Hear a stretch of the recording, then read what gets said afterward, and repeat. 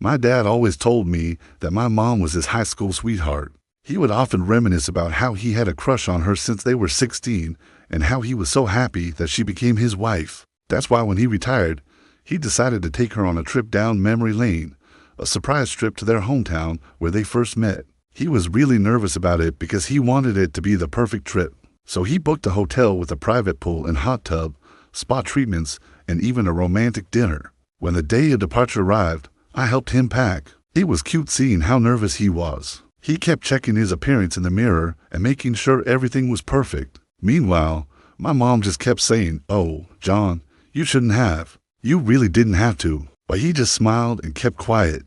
I think he wanted to keep this trip a surprise until they got there. Anyway, we drove them to the airport, and when they boarded the plane, I saw my dad hold my mom's hand and give it a reassuring squeeze.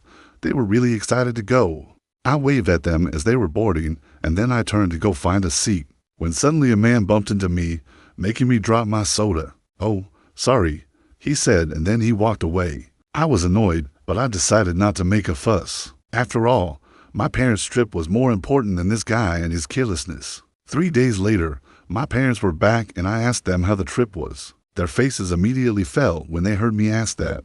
They looked exhausted and upset. They sat down and told me that the trip went wrong from the moment they arrived at the airport. The man who bumped into me there turned out to be a complete jerk.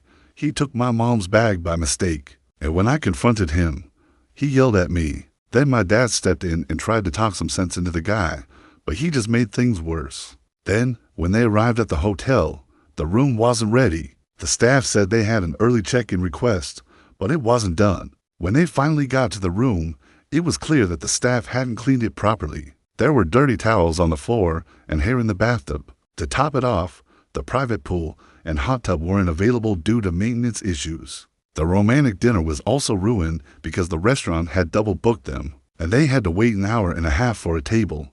As if that wasn't enough, they also received a huge bill because the airline lost their checked bags. With all the bad luck, they ended up spending most of their trip sitting in their dirty hotel room arguing. They were so angry that they cut their trip short and flew back early. All my dad got for his efforts was a dirty look and a fine. I felt awful because the trip I had planned turned into a disaster. I wanted to do something nice for them, so I decided to bake them both their favorite cakes. I was going to surprise them with the cakes when they got back, but I couldn't wait.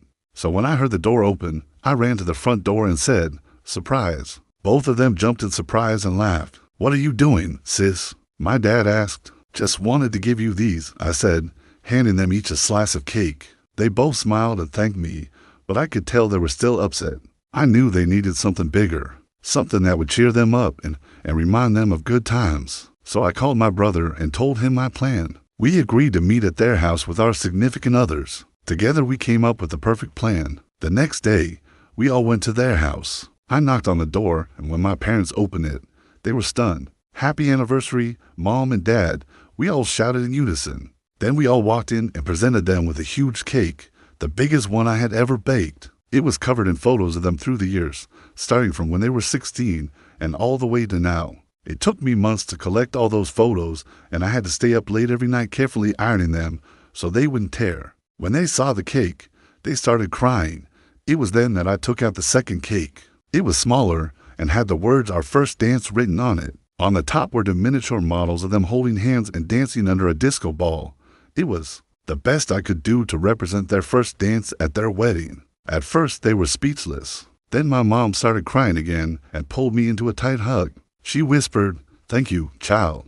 This means so much to us." My dad was also crying. He pulled me into a hug and said, "You didn't have to do all this. This is too much." I just smiled and told him it was no trouble at all. We all ate cake and reminisced about old times while looking at the photo album I had made. It was the perfect gift. I knew it wasn't perfect, but it was all I could do to make up for the horrible trip they had. Well, I guess you could say they laughed at my small gift, but my real surprise left them speechless. Am I right?